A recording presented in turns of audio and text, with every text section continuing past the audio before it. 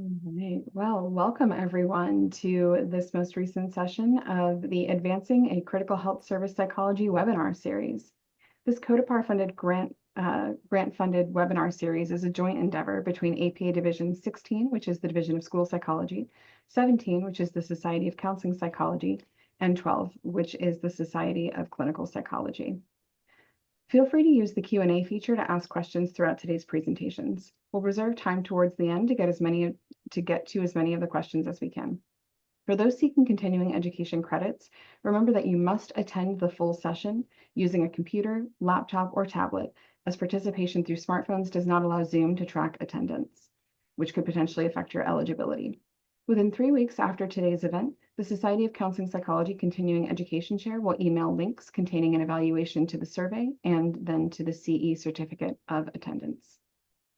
Today's webinar is entitled Engaging in Research Through a Critical Psychology Lens. This webinar explores how critical psychology can transform the research process into a tool for social change, healing, and justice. Drawing from frameworks such as critical race theory and liberation psychology, the session highlights how applied research can generate meaningful, practitioner-oriented recommendations that challenge dominant paradigms of social change. Attendees will be invited to reimagine research as a site of cultural responsiveness, community engagement, and healing-centered intervention, particularly within historically marginalized communities. Through real-world examples and critical reflection, this session underscores the importance of justice-informed methodologies in both research and practice.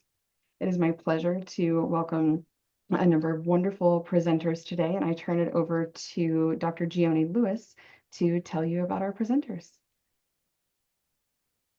Good afternoon, everyone. It's so nice to see so many people here and excited about this topic. I'm one of the members, I'm Gioni Lewis, Associate Professor of Counseling Psychology, and one of the members of the webinar planning committee that Dr. Taylor is leading. So we're excited to have you all here. So I am going to read, the bios are our 3 illustrious speakers. And so because each of them will just present one after the other, and then we will have time at the end for Q&A for all 3 presentations. So first we'll have Sujay Sabnis, who is an assistant professor of school psychology at Miami University. He is a nationally certified school psychologist. His research draws on critical theory, critical qualitative methodologies, consultation, and policy analysis in K-12 public education. His publications appear in peer-reviewed journals such as School Psychology, Journal of School Psychology, and School Psychology Review. Dr. Jasmine Brooks Stevens is an incoming assistant professor of clinical science in the Department of Psychology at the University of California, Berkeley. Dr. Brooks Stevens utilizes mixed methods approaches to examine the social and contextual risk and protective factors that shape the mental health trajectories of Black youth and emerging adults, particularly in relation to suicide vulnerability and racial trauma. The overarching goal of her research is to develop and implement culturally responsive interventions, programs, and policies aimed at reducing racism-related stress, suicide, and health disparities in Black communities. In recognition of her contributions to advancing mental health equity, Dr. Brooks Stevens was named the 2025 Forbes 30 Under 30 list in healthcare. And then we have rounding us out, Dr. Matt Miller, who is a professor of counseling psychology at Loyola University Chicago, where he directs the Race, Culture, and Health Equity Collective and is working to develop the Unlearning podcast. He is also a filmmaker and the creator of Spoken Project, a series of first-person narrative documentary-style videos designed to help people cope with racism and also provide experiences of validation, support, and healing. He is currently working on a documentary film featuring the Psychology of Radical Healing Collective and another film about the educational legacy of Mamie Till Mobley. So please join me in welcoming our speakers. And first we'll have Dr. Sabnis.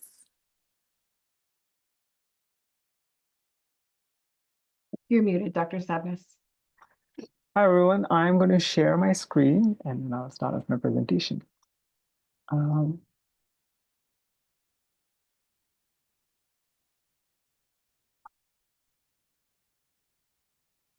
right. Are you able to see my screen? Yes. Okay, perfect. Okay, so yeah, so today I'm going to talk about, what does it mean to write critical articles, dissertations, because, like there's definitely a lot of like use and curiosity about critical methods, critical theories, critical psychology, and what does it mean? So I want to talk a bit about like what does it mean to, like when you actually do research and you're writing, like say as a doctoral student or as a researcher, what does it actually mean to incorporate those in your writing and how that looks like. And so specifically, I'll talk about the writing process. Okay, so yeah, the agenda would be I will just start off with the purpose and then, just like go into a bit of a background as to why I'm doing this, and then talk about the difference between conventional versus critical writing, and then core objectives. And then I'll talk specifically about, how the critical writing process transforms, like the research process, especially the publication part. So the purpose like of this presentation is for me, to explore my own thoughts about like the place of writing in critical applied research, right? So as a, health service psychology, school psychology, clinical psychology, these are all different, uh, different domains of applied research. So we are not just doing theoretical research, but rather we are trying to apply it. How do you actually use that knowledge in applied settings to solve real life problems? So applied research has a very specific way in which, very specific way and specific like form. And so critical theory, many of these things like critical psychology are more of a theoretical field. They've developed with strong connections to philosophy, humanities, and so there's always been this bit of a like difficulty in how do you actually take those very theoretical field and use them in a very kind of applied kind of research that we do. So that has been my own like struggle to figure out, and so I'm just going to like share some of the things that I have managed to figure out, my own thinking on how to kind of bridge that gap. So again, anything I say is purely just like my own like uh, representation of my own growth as I try to figure out what is the place of critical theory in school psychology, which is my field. Um, so yeah, so there is an increasing use of critical theories in various applied fields of health service psychology, right? So there's psychology journals and conferences which are all seeing an increase in these types of submissions in recent years. And so I, as an associate editor and reviewer, I often get called to review all these different manuscripts, dissertations in applied fields like school psychology, special education, clinical psychology, etc., where the authors will often employ critical theories such as critical race theory in their research. And so in many cases, I find that while the authors like their passion and commitment for social justice definitely comes through in their manuscripts, in terms of how they carried data analysis, data collection, and the action they took in their project, that application of critical theory is not always clear in the way they write the manuscripts, right? So for example, in many cases, the authors will describe specific activities that they did, and but the overall manuscript will be written more like a very conventional, traditional kind of quantitative manuscript. So that critical lens does not always shine through their writing, even though I know, I can tell that this is a person who is like very committed to the critical perspective to social justice, etc. And I've come to realize that at least part of this problem is that those of us in psychology is often tend to see writing, and we are taught to see writing of a manuscript as something that's different from the actual like disseminate, different from actually doing the research. And so today, I basically want to talk about some common feedback that I often find myself providing to the authors for what it means to write critically when you're writing, presenting a research that's kind of where you have used the critical theories like CRT, critical psychology, or liberation psychology, etc.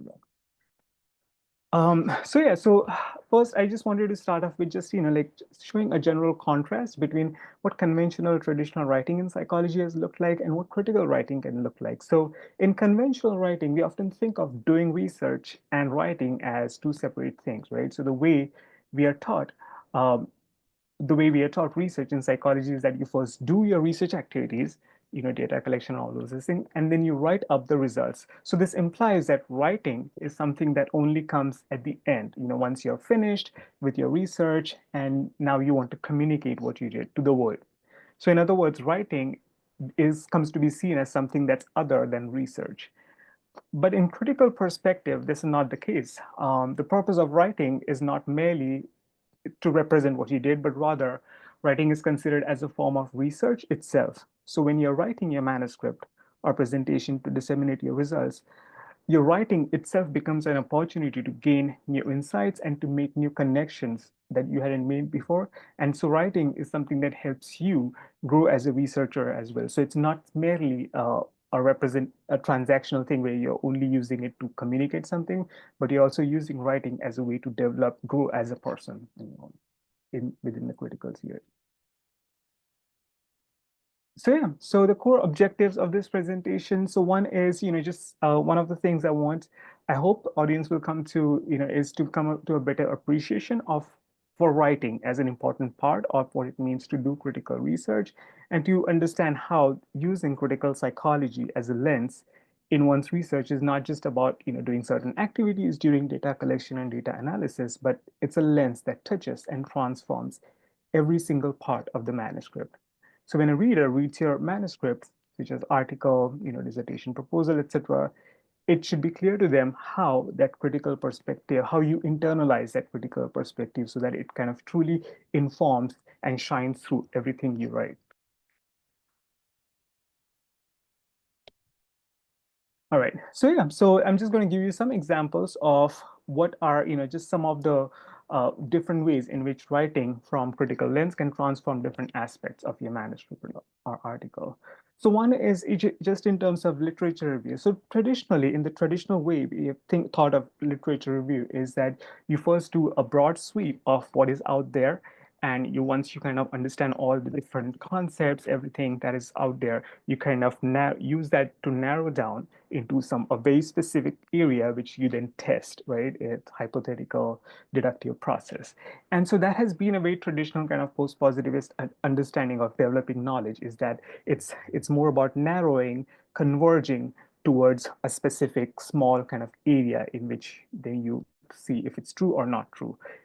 You accept the hypothesis or not accept it. So, but with critical, it's like you fill up the script. In some ways, it's not convergent so much as divergent. So you may start off with a specific area, but you're hoping to ultimately, by the end of your research, to broaden your understanding of it rather than narrow down something. So oftentimes in critical research or any kind of qualitative research that informed by that, it can be okay to have a way like a much more briefer literature review and make it clear that it's something that you're planning, you want to expand your understanding on that. So it's like the literature review itself serves a very different purpose in critical research as opposed to like something in more positivistic research that is about that has a completely different kind of epistemological understanding of what it means to produce knowledge.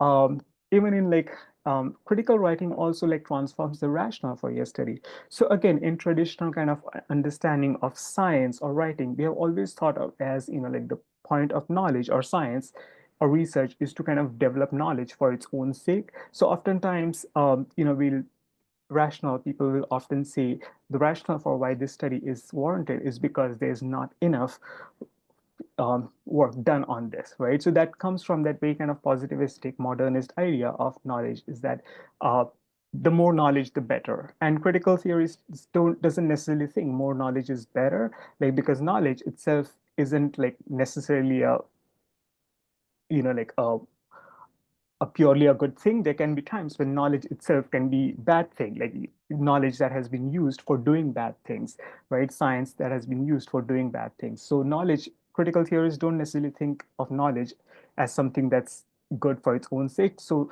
there needs to be a better rationale as to why you're doing a specific study. And so, for example, you don't do research just because you want knowledge for its own sake, but you do research because you know that the current existing state of knowledge is directly contributing to some form of contradiction or injustice. And so you may know this based on your own lived experience, right? So for example, if you're an Asian researcher and you're interested in, say, researching the concept of subjective well-being or, like social emotional skill, etc. But you know that based on your own experience, lived experience, um, that the current way in which those concepts are being framed, understood, measured, etc., are based on a very, very, very narrow kind of Eurocentric lens, and that tends to alienate people from your culture, and which is a form of injustice. So that could be a rationale. So your rationale for why you're doing research now is no longer just that there needs to be more, there's not enough done before, but because the current research is actively contributing to some kind of injustice. And then critical theory also like transforms the way you write about your data collection and you do data collection. And this is something that a lot of us like already know this, that like you tend, as a critical theorist, you need to become more attuned to the power between the researcher and the research, because traditionally social scientists have always like tried to like go into the communities, especially marginalized communities, and kind of use them for data sets, right? Like just use them as a source of data without thinking, how is this actually helping these communities? So with critical theory, you actually become more attuned to understanding that power, and to what extent are you using that power to actually help the community versus just helping yourself, your career, etc.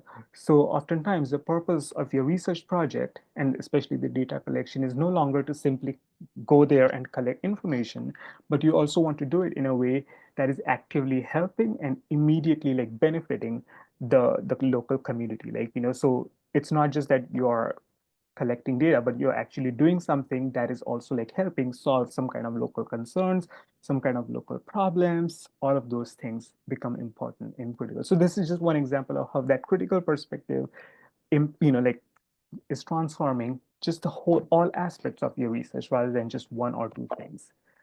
um, it also transforms your data analysis. So like, unlike the common approach to data collection, which critical theory kind of rejects this idea of researcher as starting with a blank slate. So oftentimes when we are collecting data or analyzing data, like especially in qualitative research, even like people, authors, who submit their manuscripts will say that they use critical theory, but then the actual data analysis will be where they will say, oh, we started off without any a priori codes, anything, we just kind of did an open coding. So which critical theory would kind of reject that idea that you can ever approach a data or start a data analysis as a blank slate, right? Critical theory believes that we are all like influenced, shaped by ideologies, the dominant ideologies, as well as like counter like oppositional ideologies. So there's always something that is like informing how we make sense of data, and or even which data we find significant versus which ones we don't, which ones we pay attention to versus which ones we don't. So power, ideology, all of those things definitely shapes all of that aspect. So critical theorists reject this idea that you can never actually just do an like approach data analysis as a blank slate. So instead, what as a critical researcher you would do is like to actually clarify, these are some of the aspects or important concepts from critical literature that I used to make sense of the data. And of course, as I did that analysis, I also found other things that I had not thought of before. So that is a much more kind of aligned with the critical perspective than saying that you started off, just went into data analysis without any prior conceptions. So for one of the examples where I was working on this participatory research, and we were working with like graduate students of color about their understanding of graduate programs, doctoral programs. I realized that a lot of things what they were saying like could actually like connected really well to like this feminist concept that feminist literature has talked about, agency in invisible labor, things like that. And so I decided to use that concept to then actually look for, how does the data connect to this concept, and using that, how that concept itself, like, more parts of the data contradict that concept, etc. So it's just an example of what it means to actually use critical theory in your data analysis. It's just like using various concepts to actually inform what you're looking for in the data. Um, Critical theory can also transform like different aspects of, just the way you do your discussion or interpretation, right? So discussion is no longer now just about simply connecting the findings to the external literature, which is how we think of discussion in, like the traditional research. So rather, in critical dissertations or research, the findings the point of the researcher to help expand your understanding of a certain critical concept. So for example, in the research where I used this concept of invisible labor and agency to understand how graduate students of color were kind of surviving or finding ways to survive in graduate programs. Through data analysis and all that, in the interpretation section, I actually started using the different things I had found to say, okay, this is this is how this concept helped me understand this data, but this is also how this data helped me better understand the limits of this concept. These are the aspects that are not, like uh, this concept is not able to fully explain. So it also helped me come to a better understanding of those concepts. So the interpretation basically serves as a space to create new critique of the whatever existing concepts, tools, etc. there are. So that is the core of critical theory, is to develop some kind of critique, and the place to do that is the discussion interpretation section. So just some of the final thoughts about, just what it means to actually use critical perspective in, applied research in psychology, right? So one is that just like writing plays an important role in critical research. So as I said, it's not just something that you use to communicate your ideas, but it's something that you use to kind of writing is a form of research in itself, right? And yet it's not something that's often taught in research classes that way. So in conventional psychological research, writing is just something that is framed as merely an afterthought, something that comes at the end of a research project. Whereas critical theorists see writing more as a form of research in itself. So when you write, you sometimes make connections that you did not make before. So writing is also like a form of way to help you grow as a person, as a researcher, etc. And so it's not just that you're transforming others, but you are also getting transformed in the process of writing. And so, yeah, writing from a critical lens, it also helps you connect and influence and inspire your audience, which is the reader, to take action or to feel as passionately about an issue or a particular injustice as you do. And so that is an important part of bringing about the change, which is, like the core of critical theory, is that it's a form of knowledge that is very much oriented towards, bringing about change in the world, making the world a more just place.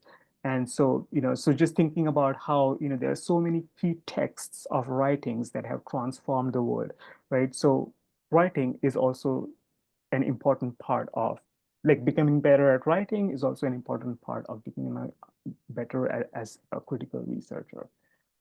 Yeah, so those were my thoughts, and I will, so I'll stop sharing. Yep, I know who's next. Okay. All right. Thank you so much, Dr. Sadness. I will share mine now. Okay. All right. I will be transitioning now to talking to you all about a critical approach to suicide prevention and advancing mental health in Black communities. So I do not have any conflicts of interest to report, and I am grateful to have received funding from the following agencies to conduct my research. So just a little bit about me. I identify as a cisgender, heterosexual, African-American woman. I am originally from Atlanta, Georgia, but I completed my undergraduate degree at the University of North Carolina at Chapel Hill.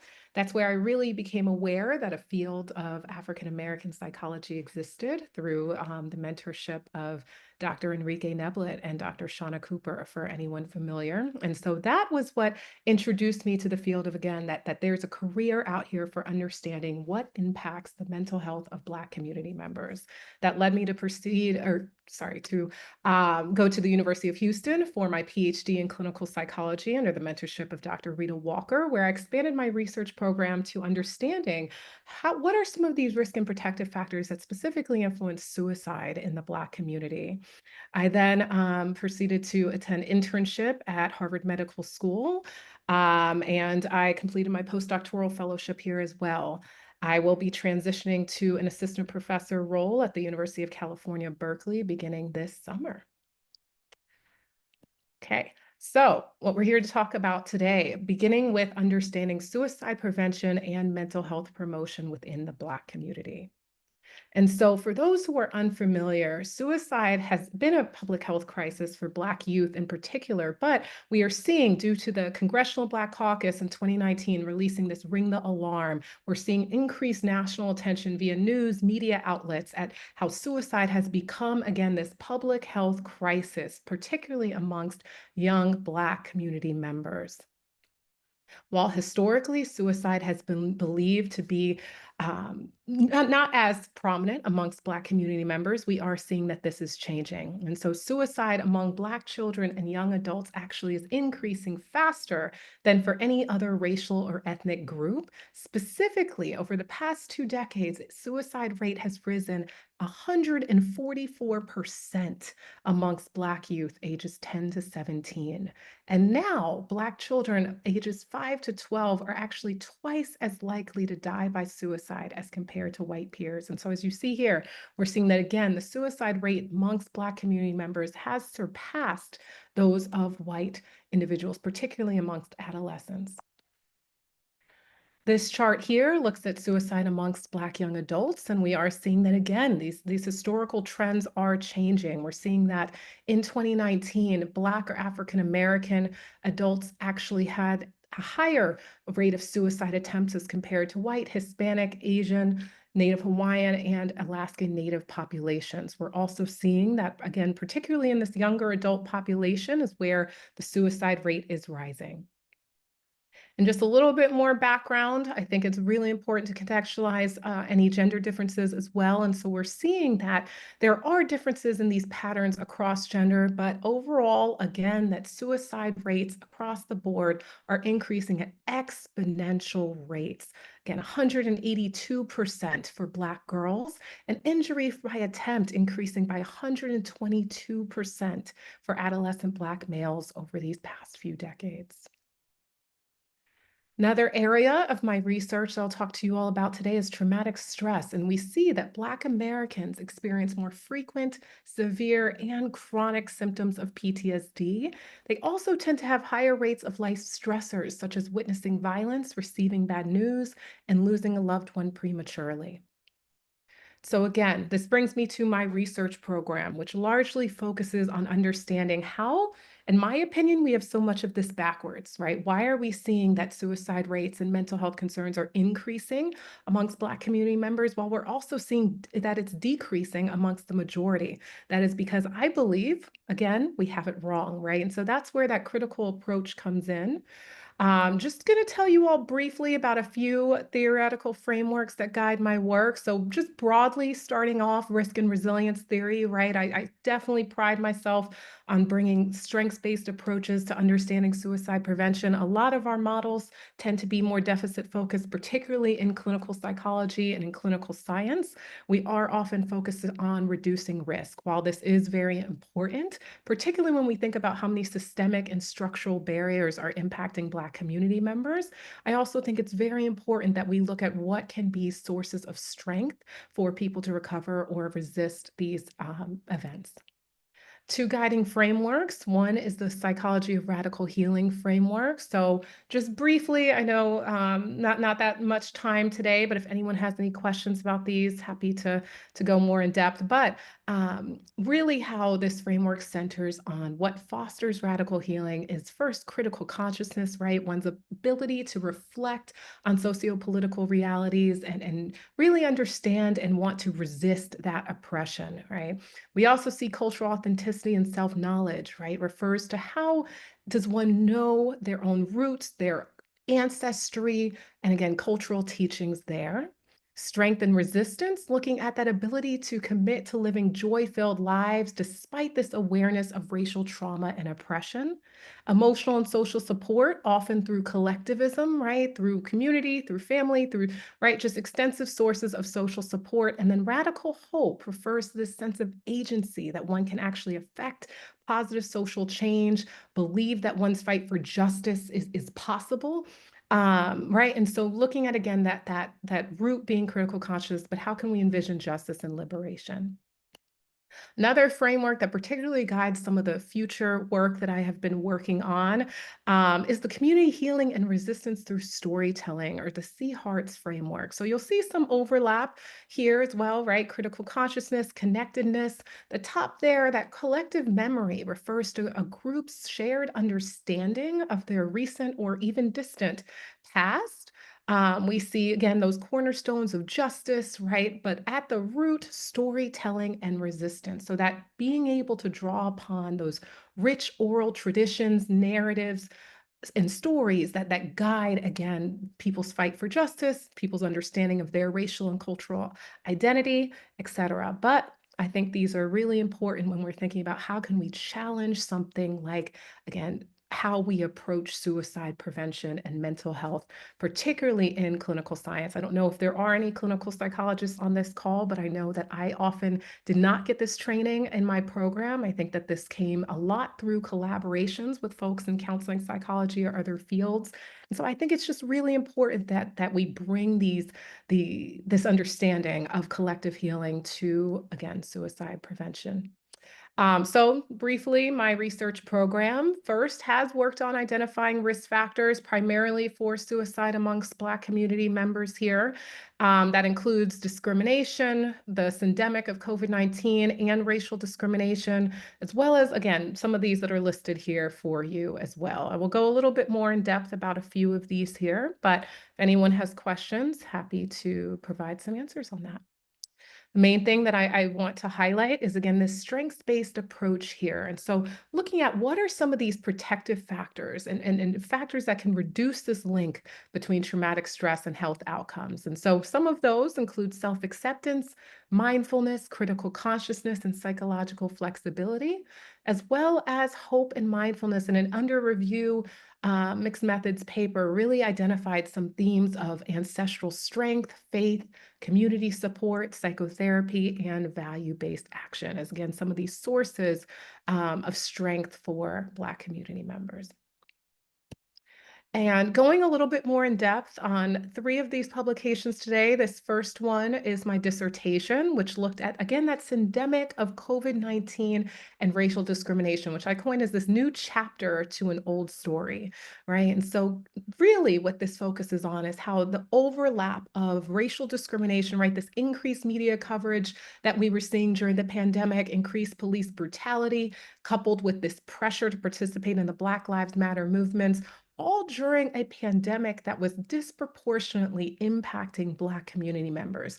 As we saw, Black Americans had the highest COVID-19 hospitalization and mortality rates, right? And so this overlapping epidemic story here is what many authors coined a syndemic. So I really looked at, does this impact suicide risk amongst specifically Black young adults? So looking at that first aim there, we did see that COVID stress actually did not significantly predict suicide risk. That was proposed to be because, again, this was a younger population and this was collected about 2 years after COVID. So, or I shouldn't say after COVID, after the peak of COVID-19. So in about 2022. And so that was proposed to be some of the reasons for why we didn't necessarily see this direct effect here. However, we did see that racial discrimination directly impacted and led to increased risk for suicide. The really interesting finding here, though, that supports that syndemic hypothesis was that the interactive effect of COVID stress and racial discrimination did exacerbate risk for suicide.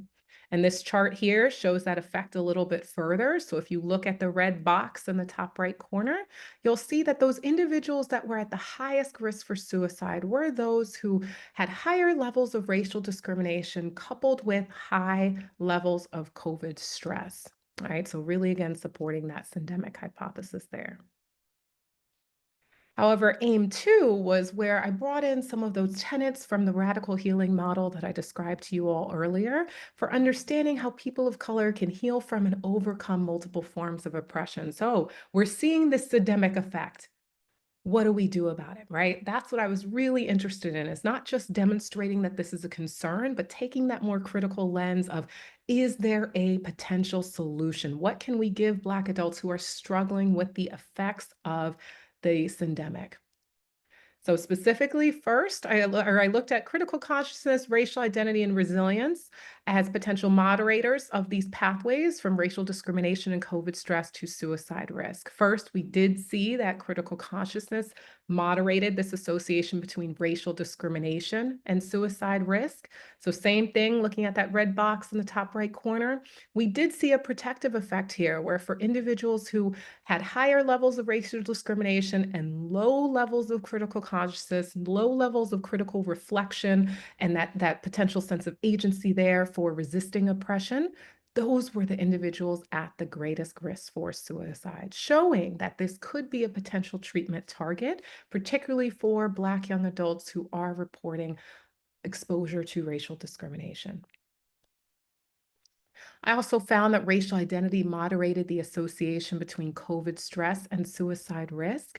However, this was an interesting finding because it actually was in the reversed hypothesized way. And so, looking at those at risk for suicide or the most at risk, we saw that they were individuals who had higher levels of COVID stress, but then high levels of racial identity, which was measured through private regard. And so, what that told me was that we're missing the mark, right? That we're still like, okay, so now for individuals who have higher levels of racial identity, what resources do we need to give them? Because potentially, maybe they're more aware of oppression, maybe they're more likely to interpret various events as discrimination. There is literature to support that kind of this double-edged sword effect of racial identity. And so to me, that once again points to future directions. It's not saying that we're not going to target racial identity, but it's saying that there's something else here that we need to account for. And again, that call for the more critical perspective. And this was a paper that was published last year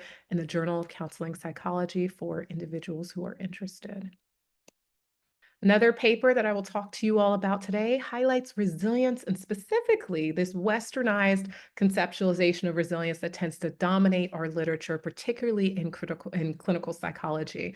And we were interested in, is this actually effective, right? So this ability to bounce back following exposure to stressful life events. So much of our traditional definitions of resilience emphasize this, right? That you have to go through stressful life events and then be able to bounce back, usually through individualistic personality traits, right? Perseverance, optimism, commitment to learning from hardship. And so, again, taking this more traditional definition, we looked at, can it moderate the relationship between COVID stress and traumatic stress? I'll save you reading. The answer is no, right? That red box really highlights that there. This was a paper that was published last year as well in the Journal of Prevention and Health Promotion that we looked at, is resilience enough? And again, we see that no, there was not a significant moderation effect here. Really highlighting that to me, again, we need this newer definition of resilience, one that doesn't encompass, right, these more westernized approaches, but then challenges us to redefine what that means, particularly this not necessarily going through adversity before you become resilient. But yes, and so again, published last year in Journal of Prevention and Health Promotion there. And then the final paper I'll just briefly touch on today was a paper published in the Journal of Black Psychology that looked at self-acceptance as a potential moderator in that pathway between depression and suicide ideation. So again, a very robust pathway, depressive symptoms, suicide ideation. My question became, again, what do we do about that? What can be a potential protective factor there? And so I was looking at self-acceptance and this unconditional acceptance of oneself, a core component of the models of psychological well-being, right? And really allowing individuals to make mistakes and experience rejection without significant psychological distress. And so these findings were particularly interesting to me. What this shows here with these red boxes is that for individuals with high depressive symptoms and high levels of self-acceptance, there was actually not a significant association between depression and suicide ideation. But we see with that red line that there was a very significant association between depressive symptoms and suicide ideation for Black young adults with low levels of self-acceptance. So again, that potential treatment target there for understanding how we can resist some of these pathways. Okay, and so just implications and future directions of this work. So really, my work is really focused on advancing, again, our understanding of social and contextual factors that influence suicide risk for Black youth and emerging adults, and specifically these protective factors that can disrupt these pathways between racism-related stress and suicide vulnerability. Hope to impact practice as well through improving suicide risk assessment, prevention, and intervention, as well as improving our understanding of how we can integrate Black cultural values and practice development within mental health care services. And lastly, really interested in that policy level impact of how can we actually target through large scale programming this reduction of racism related stress, reduction of suicide as well. And just for anyone interested, a lot of my upcoming work, so most of what I presented to you all today was for my graduate studies, but a lot of my upcoming work is focusing on using this more critical approach in our research to really integrate lived experience, right? So qualitative mixed methods approaches, really understanding firsthand narratives to ensure that our research is not just grounded, right, in these measures that may not accurately conceptualize these various factors, but that center the voices of those actually most impacted. A lot of that is done through community-based participatory action research. And so really this equitable approach to partnering with community members. I think that's also something that's often missing in our work. And so that's certainly a future direction of mine as well. And then lastly, I'm really excited to expand my work to actually include advisory boards. And so particularly providing platforms for youth to contribute to design and implementation of research. And so with that, I will leave you all with a quote that guides a lot of my work, right? In order to create a world where Black youth no longer desire to die, we need to give Black youth a reason to live. So really that two sides of the coin there that I mentioned to you all earlier. And yeah, thank you guys so much. We'll end screen share. I know we're taking questions at the end. Okay, thank you.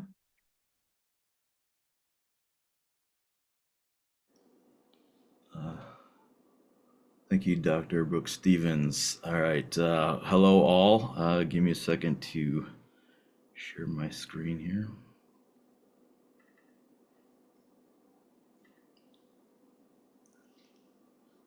I didn't take a look at the chat. I don't know if you all can chat with one another. I don't think so, since this is a webinar. Normally, I would encourage everyone to introduce themselves on chat. My name is Matt Miller. I'm here representing counseling psychology. I'm a professor at Loyola University of Chicago, and I'm gonna talk to you about something that has been of growing interest to me in the middle stages of my career, and that is my assertion that we cannot publish our way out of this. When we think about the state of society in the world and the problems facing us now and in the future. And the way that I'm going to talk about research is unlearning beloved research paradigms in order for us to increase real world relevance and impact. We are living right now in a really amazing moment of critical liberatory research that has emerged. You just saw an example right there with Dr. Brooks Stevens. We have research that is really showing us a different way forward from status quo research. At the same time, though, we have just the reality of the world is that our world, the world that we dream of, the world of liberation and equity and fairness, that world is burning. And there is a great need to reduce harm facing the communities we care about. And so the question before us, the existential question, is how can counseling, school, and clinical psychology scholars transform the way we conduct and use research into a tool for social change, healing, and justice. So, I'm kind of middle, late stages of career.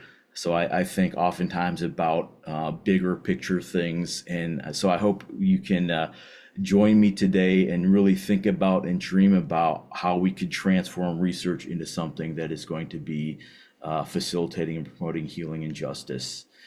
I really believe that we need to unlearn or get rid of traditional status quo research paradigms.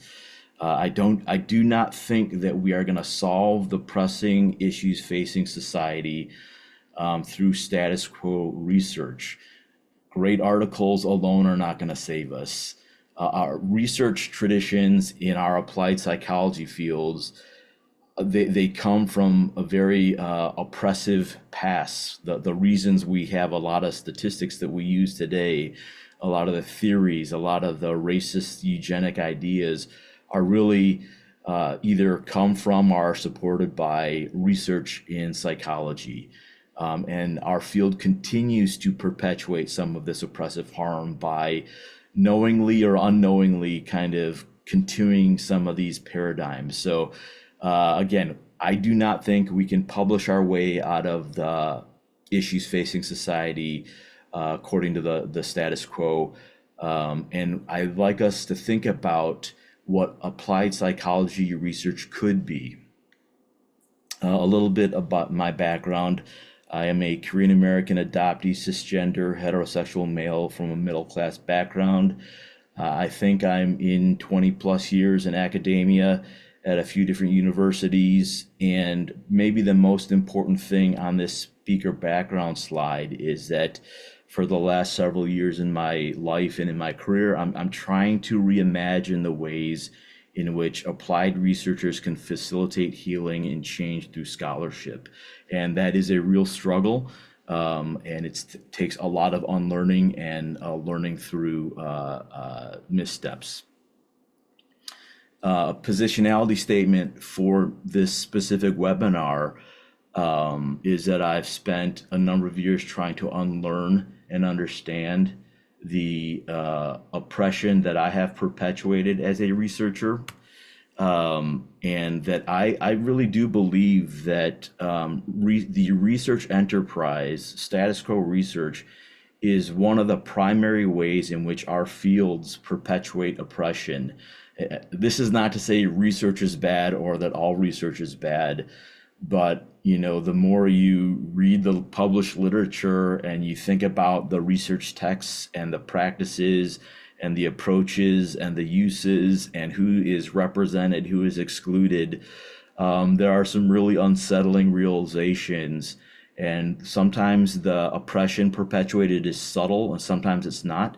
But I kind of see my role or my mission as a faculty member is to continue my own unlearning of oppression in research, but also help others, either students that I work with or in my role as in editing or co-editing articles, to provide guidance to help people have moments of unlearning themselves.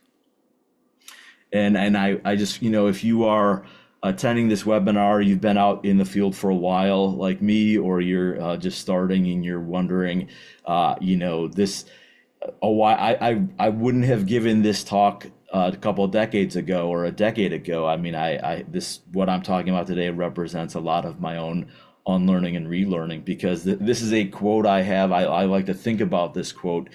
One of the students I worked with years ago, Dr. Nayeon Choi, asked about, we were working on a study and Nayeon asked about application in the real world. And I turned my chair and I literally said to my student, I said, we care about knowledge generation, not application, which, I mean, I'm laughing now thinking that I said that. I've come a long way since that. But this quote really reflects the internalization of status quo research that I had at the time. So the goals today for my talk are to re-envision a research approach and practice, embrace a new paradigm in which the research process itself can be a source of healing, and provide everybody a chance, and myself once again, to interrogate and expand your research program. So how do we re-envision? First, I think it might be helpful to have a values clarification. And when we think about what we celebrate in academia, in the research world, it kind of reflects what we value. And if you're on any professional listserv, you see a lot of emails and accolades relative to publishing and grant getting. And again, those are not in and of themselves bad things. But there certainly is a way to think about research, the status quo research, from a capitalistic white supremacist lens. And so the two questions I'd like you to think about as I keep talking is, what aspects of the status quo research have you been socialized to believe and pursue? What have you internalized? And how does pursuit, or how has pursuit of status quo research reduced your impact on the ability to change, heal, and promote justice for the communities you hope to serve? I ask these questions. I recall early in my career facing tenure challenges. I thought more about publication counts than I did about actually helping people in my community. We know this. I'm not saying anything new here. I'm just talking about lessons that I've learned along the way. Sometimes I wish I had learned them a lot sooner. But we know from scholars, we know from others, that status quo research, it extracts time, energy, knowledge, and resources from communities. It does not give back to communities directly. You know, I used to think that if I wrote a good recommendation for, practice implication, that I was really making an impact in a community. Status quo research and the research enterprise centers and celebrates authors, and oftentimes others do not really receive attention. Status quo research and the research enterprise socializes us into believing that work published in top-tier outlets in great journals is more valuable than work published in lower quality, lower impact factor outlets. I'm giving air quotes. I put these in quotes because I don't believe that impact factor or H indices tell us what we think they tell us. Status quo research and the research enterprise socializes scholars into believing that publication count equals making an impact. And so if you, like me, have ever kind of been socialized into this or believe this, I hope you can take a moment to really reflect for what if that's not the case, or what if it could be better? What if we could imagine a liberatory research paradigm where we socialize from graduate training and beyond, that giving back to communities directly is a part of the research process. If we, as editors, required authors to not only include positionality statements in every article, but also an intentional direct benefits to the community statement, in which you demonstrate how you as the author or the team have reinvested resources back directly into the community that you're trying to study. What if we socialize scholars into understanding that publication is not the final step, but it is a first step, with the ultimate goal of translating work into public scholarship, something that's accessible and meaningful to the communities we served? What if we reimagine high impact as engagement with communities, or communities' engagement in our work, rather than citation counts? What if research awards celebrated collective efforts, not a solo author, but a collective of authors? And also these awards, rather than providing funds solely to the authors, that provides funds that would be reinvested directly into the community and population and the subjects that were part of the study. So that is one way, I think, just an initial way we can think about re-envisioning research paradigms. What if we re-envisioned research methods or research processes, not in terms of outcomes, but actually as a source or a moment or experience of healing? So years ago, I, along with students that I was working with, some of them you can see here featured in those pictures, was interested. I wanted to develop a video-based intervention to help people cope with racism. And my idea was to create these videos. People could watch them as psychoeducational materials where they are validated in their experiences of racism, but also learn racism coping skills. So I thought of this spoken project as an educational resource, a storytelling-based educational resource. I created these in part based on the counseling psychology evidence of how we can help people cope with racism, like helping them externalize racism and eradicate internalized racism. I also use communication science evidence base. The power of storytelling can be thought of in terms of narrative transportation or narrative persuasion. And it's the idea that stories that depict protagonists who encounter and resolve a crisis, like someone who you identify with, experiences racism, copes with racism, makes meaning, and heals and thrives, that this story-based approach can be a really compelling way to help motivate and support people with health behavior and changes. And that this story-based narrative transportation or narrative persuasion is a much more compelling and real-world way to compel people to action compared to what we as applied psychologists typically do, which is information-based persuasion. Our research strategies, our articles, our talks are typically information-based persuasion, where we give people stats or quotes, and because of these stats or quotes, they should do something. And transportation, this narrative approach is really like people will be more likely to change or to engage in an action when they get lost in a story, when they are transported, when they have emotions, when they identify with the storyteller, when they are focused solely on a story. The more we can do this, the more we can help people achieve goals that we think that our literature says is healthy. Now, when I started doing this research, I was thinking about outcomes. I was thinking about randomized clinical control trials. I was thinking about online tests, interventions. And what I realized, along with some students, we were doing some focus groups on the spoken project. So, 5 or 6 people would show up. They would watch the spoken project video.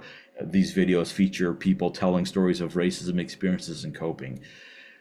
What happened during this focus group was that a number of the participants started sharing their own stories, and they started having emotional responses, and they talked about how they could resonate with Kevin Nadal's story or Rosina Lu's story, and they were talking about how that story they watched reminding them of their own story, and people were sharing each other's story in the session, and it was this beautiful moment. And we realized that in the process of doing this research, I was missing moments of connection, community, and healing and meaning making. And it was in this moment that I realized we were doing this research, and I was thinking about outcomes of a study that I could use to support this intervention. And all that time I was missing the real moments of healing that were happening. And so a general strategy tip I have for all of you doing intervention work, to think about how can the intervention itself in real time be a moment of healing for participants. And if you're doing storytelling work, reach out to me. I'm happy to talk about my own experiences doing this work. But this to me is the example of that the research process, a focus group, rather than that focus group was a time for me to extract information from participants, that experience was a shared moment that was healing in and of itself. And, this is, again, I'm not saying anything new. There's plenty of literature that shows this, that storytelling and counter storytelling, in a world, in a society where hate and systems of hate are increasingly more emboldened and prevalent, then the importance of counter storytelling is really important. And here's some examples of that work in the literature. The last part, again, is providing all of us a moment and maybe maybe later this week, reflecting on this again, but interrogating your own research. So maybe people on this webinar have been in the field a long time. Maybe you're just about to start and you've already got research ideas. And so I wish I had thought about this at the start of my career, but I'm glad I did it at some point, to really interrogate the research and eradicate any oppression as much as you can figure out with yourselves and others, but also expanding the work so that we increase our real world relevance. I think it's really important that the real world relevance, I think it's not uncommon for research, the approach and use of research looks just like it did 50 years ago.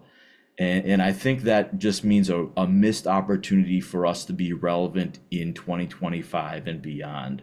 I think as society evolves, we as applied researchers need to evolve, and we need to rethink old paradigms that are really are not meaningful in today. So for all of us thinking about research programs, whether it's one that's 20 years in the making or it's 6 weeks in the making, to be honest, and it's not what if there's oppression, but where and how does my research program hold up and perpetuate oppression? Am I, when I look at my demographics forum, am I still upholding and perpetuating this kind of meaningless gender binary?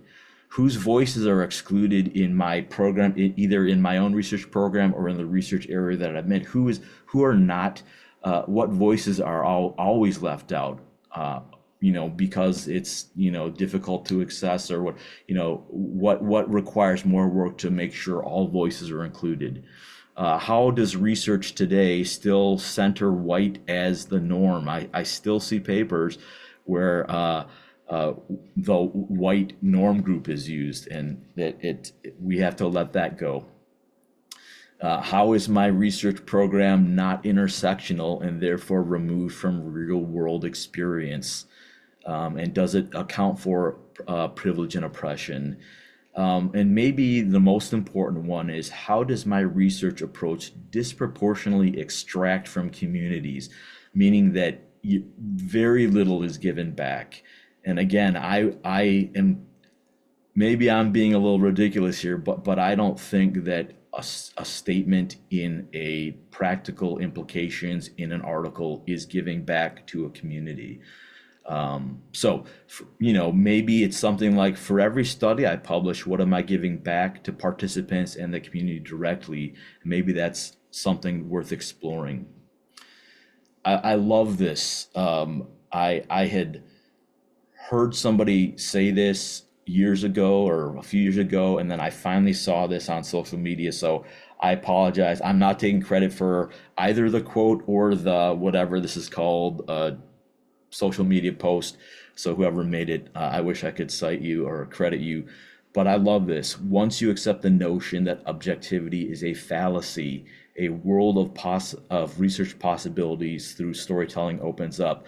If you're like me, I was socialized as a quantitative researcher with objective reality is a thing. And this quote, it makes me feel something, because I feel like the liberation that comes from realizing this fallacy of objectivity. Maybe you're thinking right now, there's not a way to expand my research program. And I'd like to offer this example. I often use this in either a research class or a diversity class.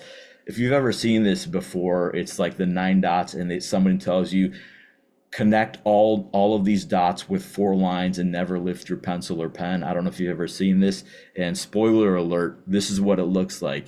And most people, if they are not able to complete it on the first attempt, it's because when they try to connect the 9 lines, the 9 dots, they're only looking within those, and they're not thinking about drawing lines beyond those dots. And I feel like this is a perfect example of how we socialize researchers today, that you only know the status quo and only perpetuate status quo. But what if we moved beyond? What if we did research that looks like this? This is my public scholarship research. That's me holding the camera. That's Professor Lydia Ahn at ASU back in the day as a research assistant. This is behind the scenes of my public scholarship, of Spoken Project, of doing work in communities with cameras, renting Airbnbs to film the Psychology of Radical Healing Collective, telling stories, sharing and connecting along the way.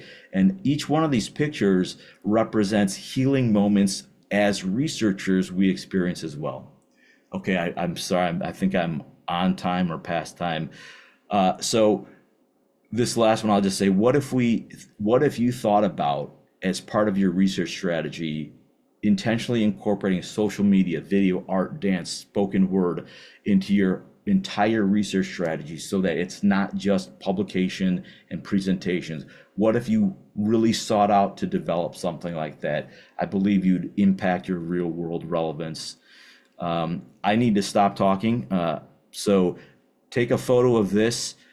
This is the summary of the goals and things that I think we could aspire and dream about. Thank you. Dr. Miller, I appreciate it. I think that was all great. So you definitely could have kept going, but I appreciate your contributions and mindfulness of time for our Q&A. But first, wanted to say thank you to all our presenters for your kind of just amazing engagement and really helping us think about research practices and how we can really transform the way in which we are currently engaging in research to really benefit marginalized communities that we're wanting to have impact on. So I appreciate your engagement. We'll shift and we will talk a little bit. We'll engage in a little bit for a Q&A. So folks who are able, if you can come back on screen, I'll kind of get us started with one of the first questions. And this first one will be pointed towards you, Dr. Brooks Stevens. And I'll kind of combine two questions in one. But in particular, as you think about critical consciousness as the moderator, do you think that finding could be expanded on other communities of color? And have you been able to connect with colleagues who might be engaging in some of that work among broader BIPOC communities? So that's kind of the first question. The second part is, do you conceptualize systems and structures like capitalism and white supremacy when utilizing resilience models for your work? Great questions. Yeah. So first, looking at the critical consciousness question. So importantly, that radical healing model that I described to you all, where that again was helped to shape my idea for my dissertation and modeling of critical consciousness, is developed for BIPOC communities and communities of color, I should say, broadly. And so yes, I think definitely it can be expanded to other communities of color. That was the original purpose of the model. In terms of my ability to connect with colleagues doing this work in broader BIPOC communities, I would love to. That's definitely been something that I've been working towards, again, especially since I graduated last year in this deferral year, going into academia next year. Certainly, I believe that team science is better than individual science. So yes, this is definitely a goal. I haven't necessarily been able to do so, particularly in the lane of critical consciousness, but definitely an area that I'm considering and prioritizing as well. And then absolutely, to the second part of your question there, yes, I mean, the reason we did the paper in that way was because, again, so much of our field, most of us were all clinical psychologists on the paper.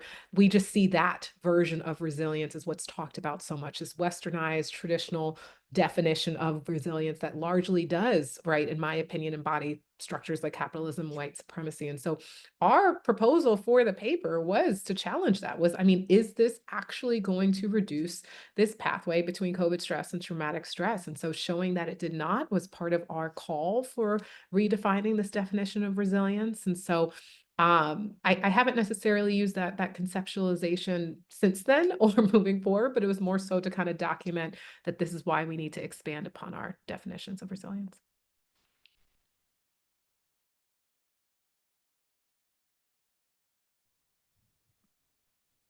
Okay, Antoinette Miranda here, president of Division 16 School Psychology. The question is for Dr. Sabinas. Would you please say a little more about a critical approach to writing literature review?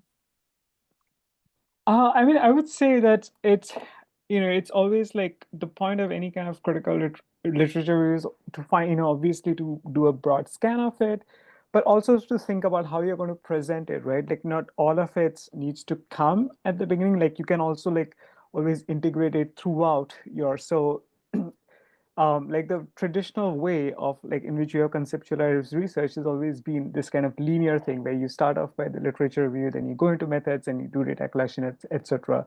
But like partly with critical research is it challenges us to like rethink many of the ways even we think of research, right? That it doesn't have to be this kind of linear methodical process. Like literature review itself can be like incorporated into all the other sections, so it can thinking of writing articles more as a story, like where the throughout thing you're like connecting what you're finding to the literature. So basically it's just that it doesn't have to be like localized. The review of literature doesn't have to be localized in one area of the paper. It can be like diffused throughout, and just thinking about what is it that is currently lacking. So being, and especially this is something that students, when they're first learning about literature review, they think it's just about summarizing, which it kind of is, but it's also about like being able to critique, like to see in what ways is this current literature you know uh, contributing to certain kinds of social injustices, to oppression,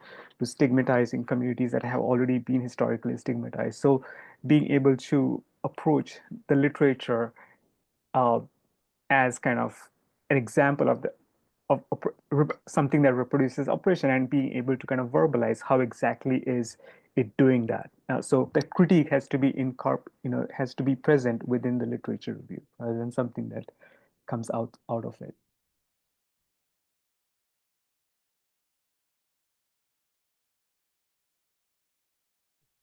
Thank you so much. So the next question is for Nat. And the question says, Dr. Miller, I appreciate your Audre Lorde quote, but find it difficult as a PhD student to engage in webinars like this when so many of our peers, mentors, and colleagues have been quieted by the current fascist political regime that is spread across the Western world. So the question in that context is, how do you help others unlearn oppression when our work, field, and organizations have been so deeply shaped by structures that maintain oppression? I know this is a big question and there probably aren't any right answers, but I feel like it's something that needs to be named in conversations that focus on criticality. Yeah, that is a huge question, but an important one. And, you know, I don't, I talk like I have answers. And so if I've given that illusion and impression, my apologies. I think it's like one day at a time, one conversation at a time, and like find your people. If you're on this call right now, early career, late career, and you don't have people that as your advisor, I would say that's your number one goal right now. Find people that you can do this work with, that you can have conversations. For some reason, I've had the privilege of working with amazing students who are patient with me and help me learning. So much of what I presented was working with students and learning. So, we could think about solving the political issues in the United States right now, but we could also just think about in our spaces, in my community, how can we have conversations and talk about this regularly? So I think that's critical as a first step. I know that's a terribly horrible, simple answer. But I think that these small steps like that can go a long way. Maybe people on this webinar right now, two people might kind of connect and start building something that in 10 years is the next Psychology of Radical Healing Collective. I think that's how we move forward. Thank you, Dr. Miller. I kind of have a follow-up to that one, and I'll open up to just all of our panelists in that regard to share your thoughts. But in this regard, the questions coming from you: how do we challenge the status quo research when we're bound to structures or advisors that are only interested in aligning with status quo research? So students, coming from a student's perspective, students have so little structural power. How do we find allies or supporters to help us work towards the kind of research you're discussing?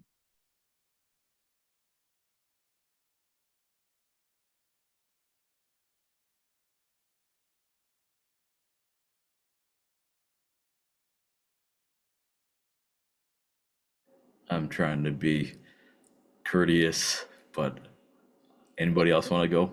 Can you repeat where it is? Sorry, I was responding to one of the other questions. So sorry. I'm trying to.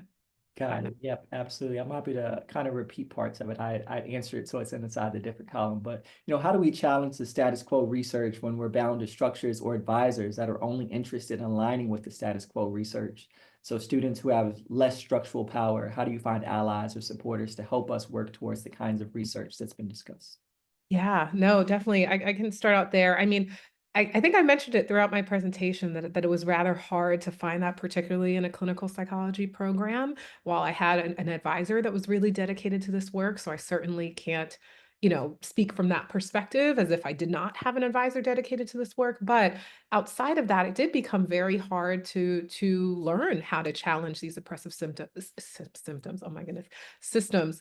And through that came through conferences, through networking, through really being intentional about mentorship. I think that, and that was a broad range of areas. It was people in the academy, it was people in the community, it was people leading consulting efforts, right? But I think that was a way that I really was able to expand my knowledge was through conferences and really being intentional about diverse conferences, right? Not just sticking to the ones that are in my field, but really, I mean, that's how I met so many of the folks on this call too. But I mean, I think that was just a way that, especially as a student, when it's hard to kind of find your voice in that sense, that really allowed me to learn and allowed me to start asking those questions. I think Matt, like that figure, I mean, so many of the charts that you presented there, but I think about that dot example in particular. And it's like, if we really want to start thinking in a different way, how do we expect to do so when we stay in the same routine, right? When we stay in the same systems, it's just so leaving those in that sense and seeking mentorship in those other ways was definitely something that I recommend for folks trying to wonder how to do that work.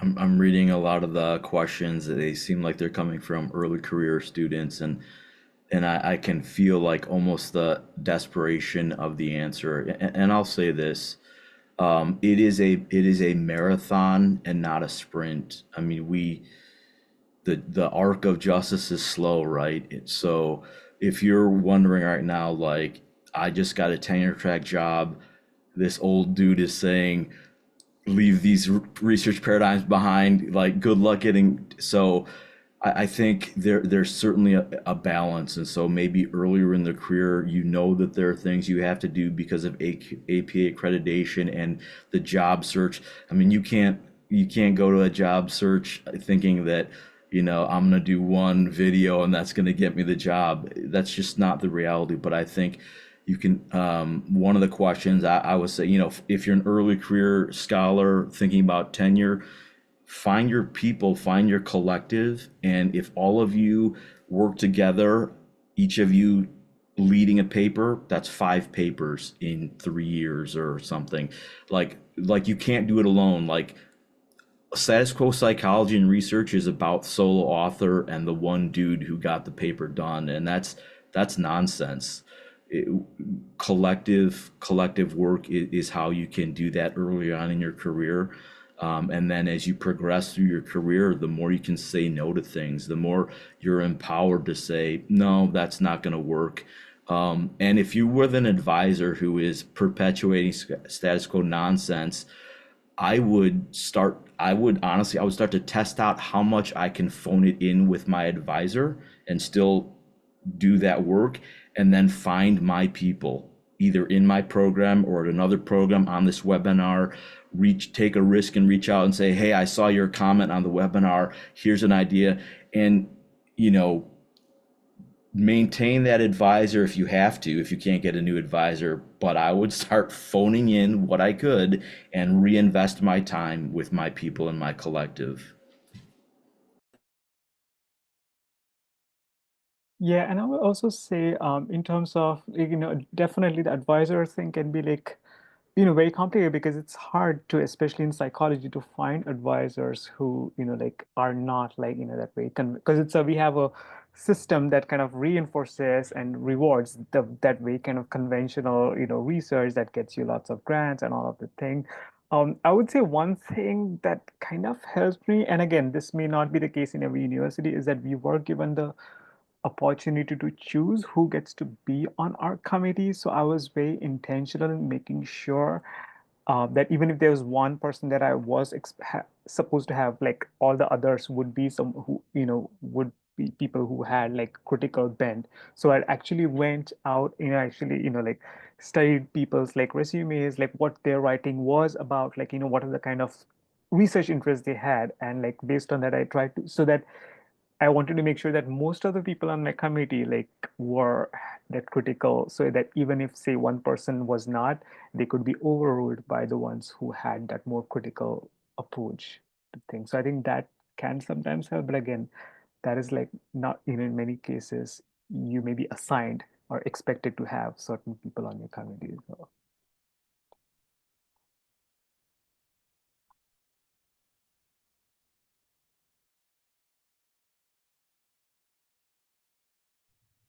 Definitely. Thank you all for your reflections there. Kind of moving on for the sake of time, have quite a few of them to still get to, but going back on speaking about the aspect of early career psychologists who are looking to both advance the field forward, thinking about our terminology. What the question is, how can early career psychologists help advocate for a new definition of resilience, as well as how can we better support communities we are researching as new researchers in the field? That aspect of how can we give back? Any additional recommendations or insights there?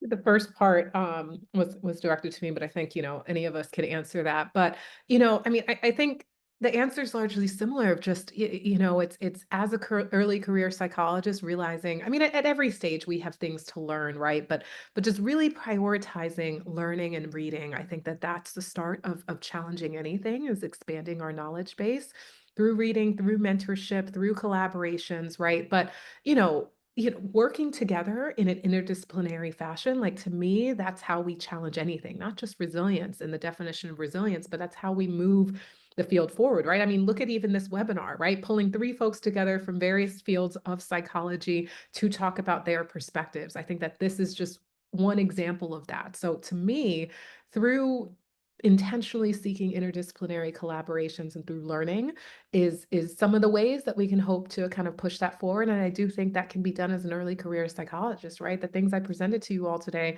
was all while I was a doc student, right? And so I think, we're also stuck in that box of thinking this is what we have to do. And I understand, and I don't know, I mean, yes, that came from a lot of motivation to kind of, maybe if I looked back, I would have considered some counseling psychology programs. But, at the same point, I think that search for interdisciplinary work is a way to do that.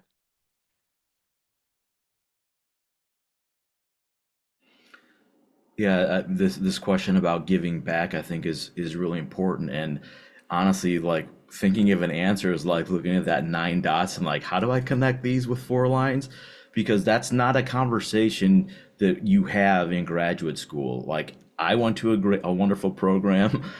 We never talked about this, but I did have Suzette Spite was a faculty member in my graduate program who I remember very proudly talking about the data I had collected from my dissertation, and she called me out. She's like, "What are you giving back to your community now?" It's like, so we might not have a lot of money, but I do think like providing participants in your community experiences is something that you could do low or free cost. So it might be, let's say you had 15 people in a qual study or 200 in a quant study.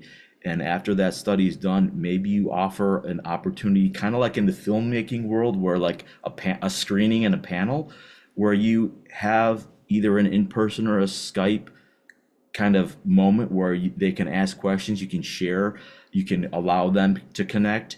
I mean, it doesn't have to be solving all of their problems, but it could be like providing them a meaningful experience. Because I will say, I don't think that the average research participant experience is a meaningful experience. Now, some things will be meaningful, for sure, but not all of them. And if there's a way you can build into your research strategy, your IRB protocol, something that allows after the fact, almost like a debriefing, but like a storytelling session.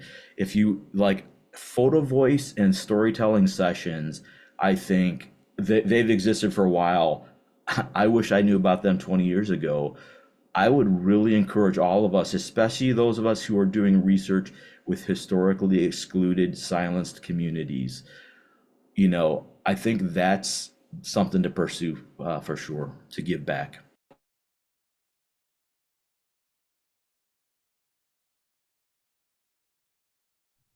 All right, and I'll try to consolidate, maybe one last question here. As we're thinking about the aspect of giving back, and we're thinking about how do you both meet some of the criteria you need, such as impact for tenure and thinking about publication count, et cetera, and thinking about how you engage meaningfully with communities and have this work documented in a way where, it means something, at least to the folks in academia. Are there any considerations there around, maybe some examples of folks who you are aware of, or maybe work you've done yourself where you've been able to document that community engagement and that larger impact where it still kind of quote unquote meets this other criteria for advancement?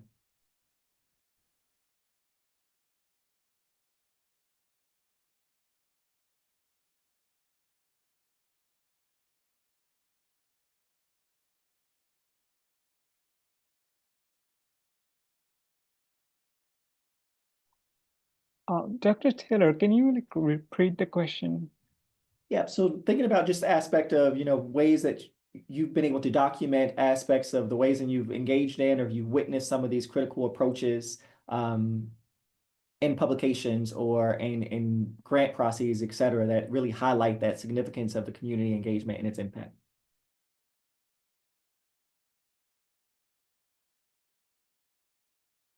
And for the question, I wonder, Terrell, are you thinking that the spirit of the question too is like thinking about tenure and promotion? There are some places that will say like, okay, if you can show me how you are engaging in the work, then we will consider this and maybe use the metrics more flexibly. But like, what does doing that actually look like? Is that the spirit of the question? Yeah, absolutely. I'll give an example. Sorry, I talk so much. I'm sorry, but every year at Loyola, I have to give a review of my work, and I report my YouTube statistics just I would like H-index. So I tell them that I have a video that had 10,000 views. So I have more people watching my videos than reading my articles, and I think another metric I report is YouTube subscribers, because people have to willfully do that as in terms of engagement. So I happen to work at an institution that would be open to valuing something like that. I don't think a lot of places would really care at all, but I like the idea. I just decided one day. So for those of you asking, like, how do you do this? I just decided one year, like, I'm just gonna talk about my YouTube stats like I do an H-index and see what happens. And I got high marks that year. And so every year since, I just do that same thing. And I make somebody tell me to my face, no, that doesn't count. I want them, make them say it. Otherwise, just try it and see what happens. Thank you for that. So with that, we'll go ahead. We're right at the top of our time, so we'll bring it to an end here. I want to close out by again thanking our presenters for just your wonderful engagements. Your presentations were really meaningful and moving, especially as we think about ways in which we can continue to move the field forward from a critical psychology perspective, specifically as it relates to our research practices. For the attendees who are on, please be on the lookout for additional information for our 5th and final webinar within the series. It's going to be focused on clinical practice. More information and details will be coming out about that soon. Stay tuned. Again, thank you all and hope you have a great rest of your day. Take care.